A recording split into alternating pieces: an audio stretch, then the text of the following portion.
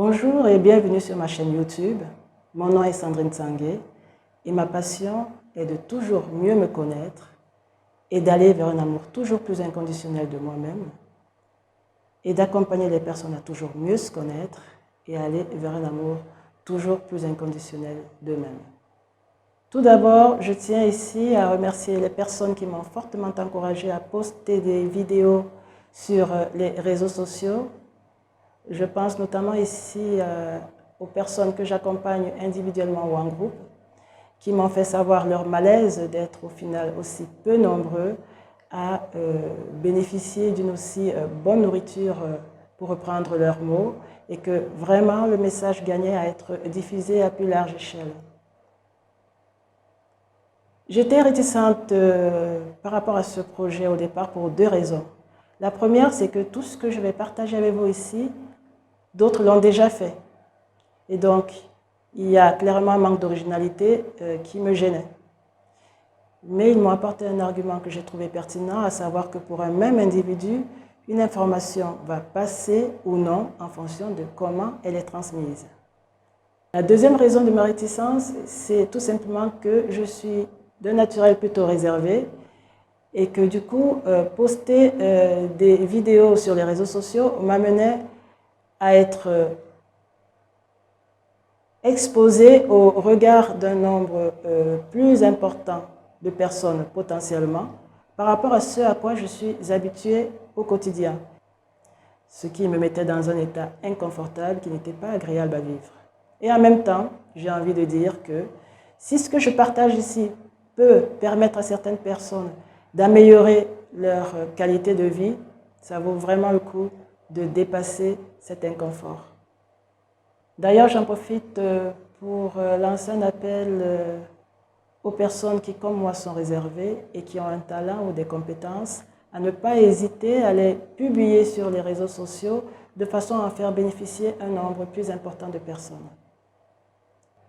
Plus il y aura de contenu partagé et plus nous serons à même de combler nos lacunes, de dépasser nos peurs, de mieux nous affirmer, de mieux nous réaliser et en définitive de vivre une vie plus épanouie et en accord avec qui nous sommes réellement. Sur cette chaîne, je ne partagerai que des astuces et des outils que j'ai personnellement expérimentés. Je suis loin de détenir la science infuse. Je dirais même que plus j'avance et plus je me rends compte qu'il y a encore énormément de choses à apprendre. Et en même temps, quand je regarde le chemin parcouru avec tout ce que j'ai pu accumuler comme connaissances, je me rends compte à quel point ma vie a changé radicalement et de façon extrêmement positive. Donc j'invite chacun de vous à piocher ici ce qui lui semble juste, ce qui lui semble utile, ce qui fait écho en lui et à laisser de côté tout le reste. C'est vraiment un service à la carte. Le but est de se rendre la vie plus belle. Ce ne sera pas une chaîne de développement personnel, ce sera plutôt une chaîne de dépouillement personnel, comme disent certains. Et c'est un terme que je trouve très approprié ici, parce que vous verrez que le gros de notre job, ce sera de nous défaire de tous ces modes de fonctionnement, ou en tout cas de la majorité, d'un bon nombre de ces modes de fonctionnement qui nous entravent, qui entravent notre évolution. Vous verrez, je mettrai beaucoup l'accent sur le corps, les sensations, les ressentis corporels. Le corps a une intelligence illimitée et est une mine d'informations incroyable. Et à ce sujet, si vous n'avez pas pris l'habitude d'aller à l'écoute du corps, il se peut qu'au début, vous ne ressentiez rien. Alors n'allez pas vous dire « Ah mais c'est pas normal, moi je ne ressens rien, qu'est-ce qui ne va pas chez moi ?» C'est absolument normal. Il suffit juste d'avoir cette intention d'écouter le corps et de porter votre attention sur cette écoute. Plus vous allez persévérer dans cette attitude et plus vous vous améliorerez. Si nous voulons nous donner une chance d'améliorer notre qualité de vie, il faudrait que nous apprenions à nous connaître. Connais-toi toi-même et tu connaîtras les dieux et l'univers, disait Socrate déjà dans la Grèce antique. C'est encore vrai aujourd'hui. Une des astuces pour apprendre à se connaître, c'est de tomber amoureux de soi-même. J'aimerais partir d'un exemple concret pour étayer mon propos. Ça se passe lors d'une séance d'accompagnement individuel. J'ai ma cliente qui arrive et qui me dit « Oh, c'est super, depuis la dernière fois, j'ai fait d'énormes progrès, je suis très contente, j'ai fait la liste de toutes mes qualités, la liste de tous mes défauts, je me suis bien insultée, j'ai pu en tirer des pistes sur lesquelles travailler, j'ai déjà commencé à travailler sur ces pistes, j'ai déjà les premiers résultats, je suis très contente. » Et là, je lui demande comment est-ce qu'elle se sent dans son corps.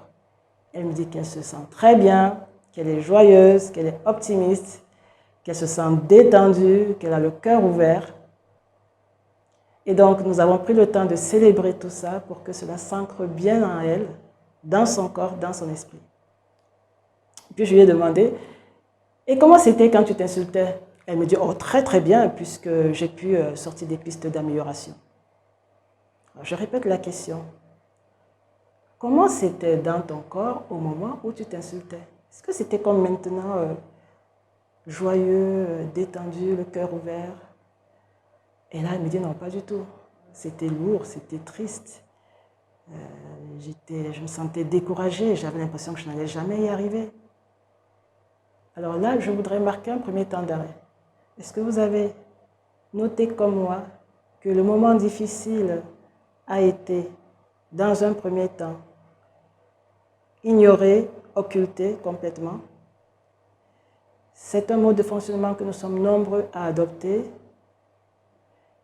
et nous passons ainsi à côté d'une quantité énorme d'informations, car ces moments difficiles nous parlent de nous, de nos blessures qui se sont installées dans nos vies antérieurement et qui ne demandent qu'une seule chose, qu'on les voie et qu'on les guérisse. Mais ça fera partie de l'objet d'autres vidéos. Revenons à notre situation, je demande à ma cliente, est-ce que tu trouves que la vie nous apporte déjà beaucoup de difficultés au quotidien? Elle me dit oui, bien sûr. Je lui dis, est-ce que tu trouves que ça vaut le coup que nous nous en rajoutions nous-mêmes de notre propre chef? Bah non, mais comment faire? Et c'est là toute la question. Comment faire? Est-ce qu'on peut y arriver de façon plus douce, en étant moins violent avec nous-mêmes? Et la réponse est oui. Si nous tombons amoureux de nous-mêmes, nous pouvons y arriver de façon plus douce. Alors vous allez me dire comment? Eh bien, la première étape, ce sera de nous prendre dans notre globalité. Et là, je vais vous faire l'exercice de la pièce de monnaie pour que vous compreniez de quoi je parle. Donc là, j'ai une pièce de monnaie et vous conviendrez avec moi qu'elle a deux facettes, un côté pile et l'autre face. Okay? Alors, je vais vous demander de prendre pile sans prendre face.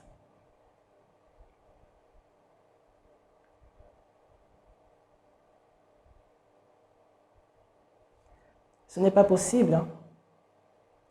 Soit vous prenez la pièce avec pile et face, soit vous ne la prenez pas du tout. Si vous voulez prendre juste un côté, eh bien, ça veut dire que vous ne prenez pas du tout la pièce. Eh bien, nous sommes comme cette pièce de monnaie, c'est-à-dire que nous avons un côté lumineux qu'on aime bien montrer, avec nos qualités, avec nos forces, avec nos réalisations, et dont nous sommes très fiers. C'est la partie de nous qu'on aimerait que les gens retiennent de nous. Et puis on a l'autre côté, moins glorieux, avec nos limites, avec nos faiblesses, avec nos défauts. Et ça, c'est une partie qu'on aimerait oublier qu'elle existe. On aimerait vraiment la mettre de côté et pouvoir ne pas en tenir compte.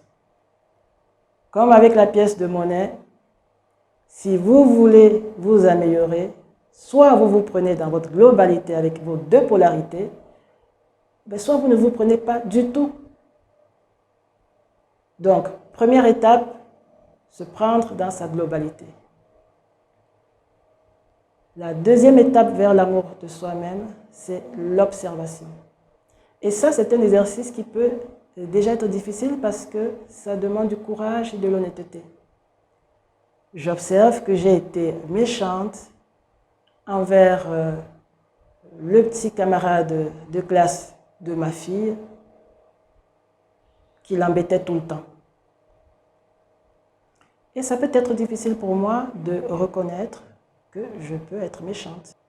J'observe que je n'arrive pas à me reconnaître comme une personne qui peut parfois être méchante. Je vais voir ce que ça me fait dans le corps et là, je me rends compte qu'au niveau du cœur, c'est un peu serré. Au niveau du ventre, ça brasse un peu. Je respire dans mes sensations et je laisse poser tout ça. Nous avons tous en nous une partie sage qui sait faire le boulot pour nous. Faisons-lui confiance. La situation finira par évoluer et nous serons en mesure de pouvoir observer que nous avons eu un comportement inadéquat envers un petit enfant qui avait peu de chances de se défendre face à nous. La deuxième étape est l'acceptation. Je reconnais que je me suis mal comportée et je l'accepte. Alors, il se trouve que je me raconte beaucoup de choses, notamment que je n'avais pas le choix, qu'il fallait bien que ce garçon cesse d'embêter ma fille, il fallait bien que quelqu'un l'arrête, et cette personne ne pouvait être que moi. J'étais bien obligée de me comporter comme ça. Et là, j'observe ma difficulté à accepter ce qui s'est passé. Je vais voir dans mes sensations. C'est pas joyeux à l'intérieur, dans le cœur c'est un peu serré, dans le ventre aussi ça brasse, peut-être au niveau du cou c'est un peu serré également. J'observe tout ça, je respire là-dedans et je laisse poser. Il arrivera un moment où je serai en mesure d'accepter que moi, je suis capable de poser ce genre d'acte. On pourra passer alors à la troisième étape, qui est celle de l'accueil. Je m'accueille, j'accueille cette part de moi qui a eu ce comportement à un moment précis de ma vie.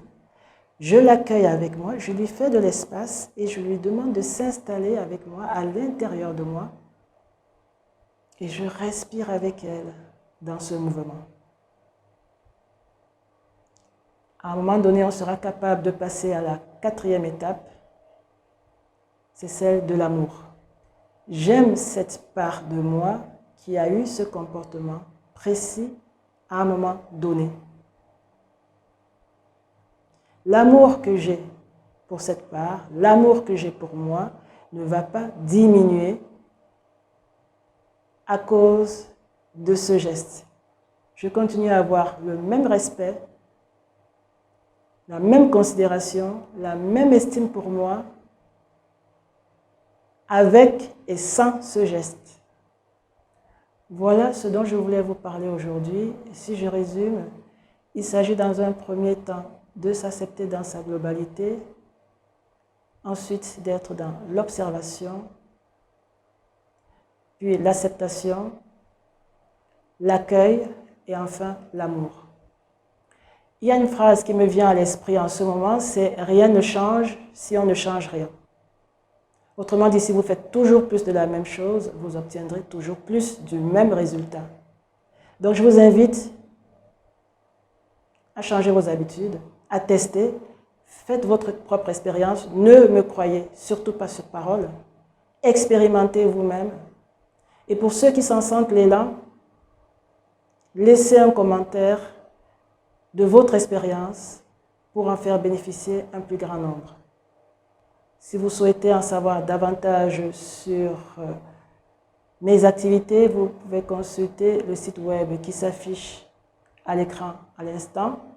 Si vous avez trouvé pertinent le contenu de cette vidéo, n'hésitez pas à la partager à des personnes à qui ça pourrait être utile. N'hésitez pas non plus à liker et à vous abonner. Ce sera tout pour cette capsule. Je vous dis au revoir et à très bientôt.